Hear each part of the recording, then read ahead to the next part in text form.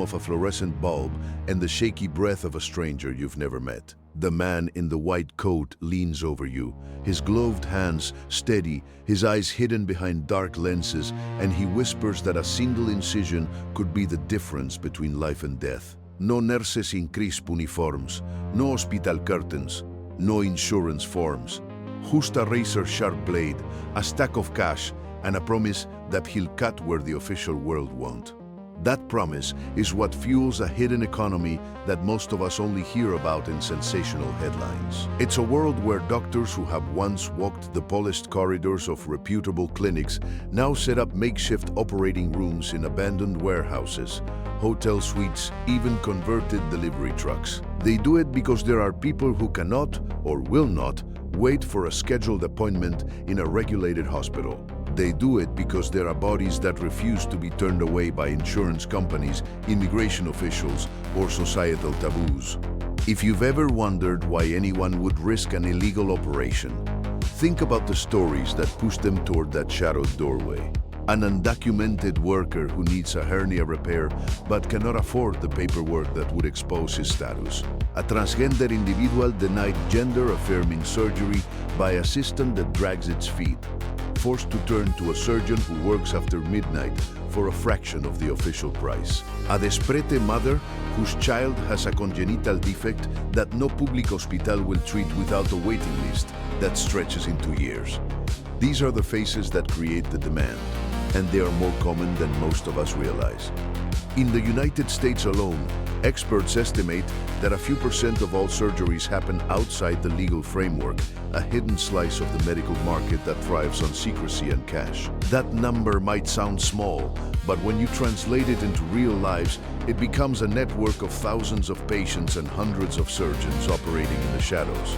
The scale is enough to attract the attention of law enforcement, yet small enough that each operation can slip through the cracks like a whispered secret. Now, let's step inside a typical day for one of these underground physicians. Most of them started out with legitimate credentials, a medical degree, a residency, perhaps even a board certification. Some were expelled from hospitals after a malpractice suit.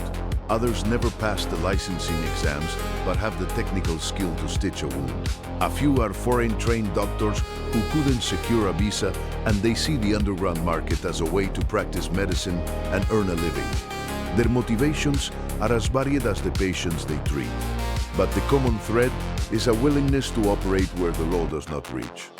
The clinic they use is rarely a building with a sign. Imagine a vacant storefront that once housed a laundromat, its windows boarded up, a heavy metal door bolted shut. Inside, a folding table is covered with a cheap disposable sheet. A portable sterilizer hisses softly in the corner, supplied by a small generator that runs on gasoline. The surgeon's toolkit is a compact case filled with single-use scalpels, sutures, and a handful of medications purchased online, sometimes from legitimate pharmacies, other times from gray market suppliers. Anesthesia is often administered with a combination of oral sedatives and improvised inhalants, because the proper equipment simply isn't there. Patients are screened in a whisper, usually through a trusted friend or a private message on an encrypted app. The conversation is quick. What do you need? How much are you willing to pay? Do you have a place to stay after the operation? Payment is almost always in cash, sometimes in cryptocurrency, and occasionally in favors protection, smuggling assistance, or other services that keep the network alive. There is no billing department, no insurance claim, no follow-up appointments unless the surgeon decides to stay in touch. The risk is palpable for both parties. For the surgeon, the absence of malpractice insurance means that any mistake is a personal liability. If a patient bleeds out or contracts an infection, the surgeon cannot hide behind a corporate shield. They carry the weight of every cut, every decision, knowing that a single lawsuit could land them in prison for years. Yet, there is also a twisted sense of freedom, no hospital bureaucracy, no endless paperwork, no need to answer to a board of directors. They can choose their own hours, set their own prices, and sometimes, in the darkest corners, they are able to perform procedures that mainstream medicine still debates. Living with that constant threat creates a psychological toll. Many report sleepless nights, a hyper-vigilant mindset, and an ever-present fear that a riot could happen at any moment. Some keep a second identity, a legitimate job, a small business, a family that knows nothing of the night work.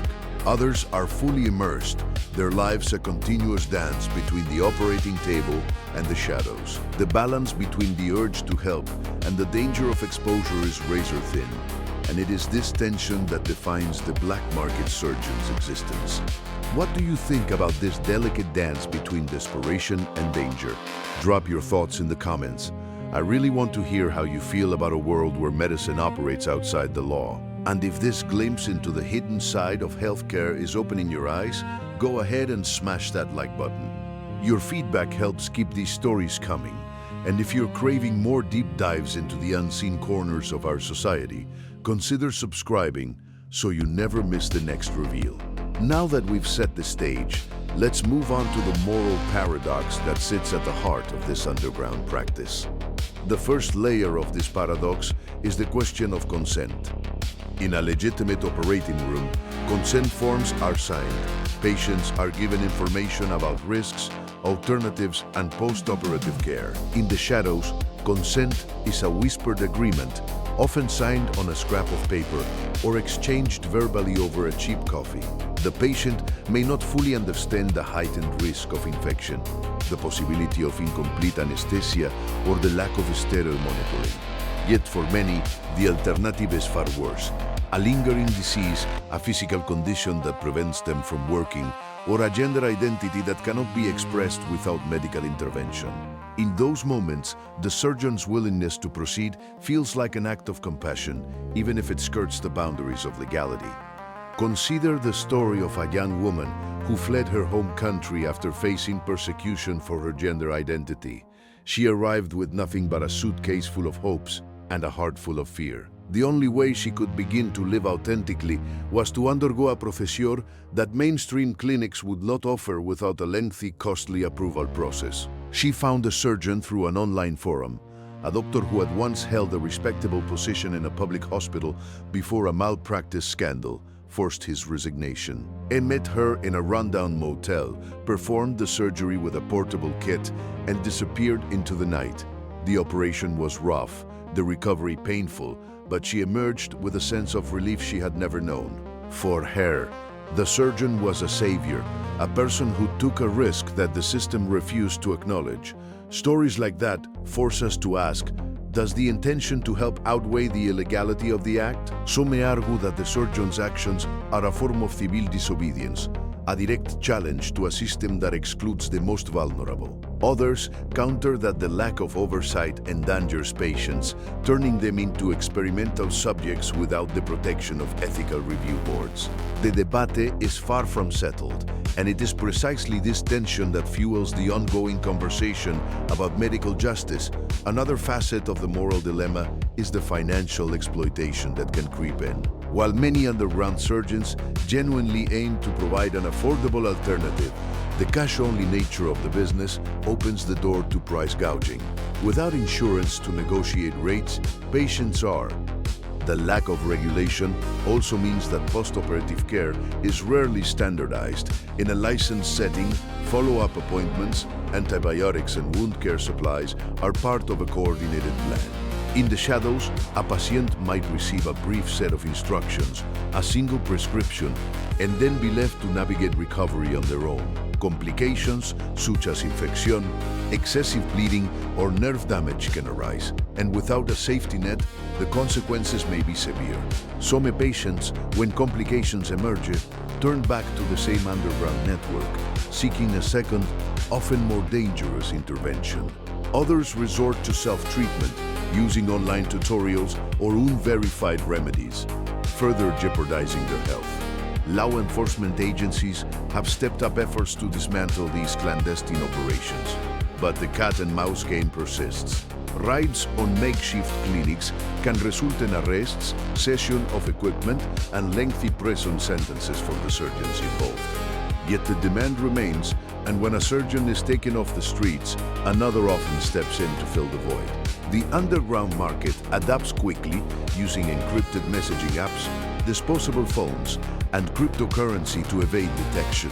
This constant state of vigilance takes a psychological toll on the practitioners themselves. Mani describe living in a perpetual state of anxiety, never knowing when a knock at the door will herald a riot, or when a disgruntled patient might turn violent.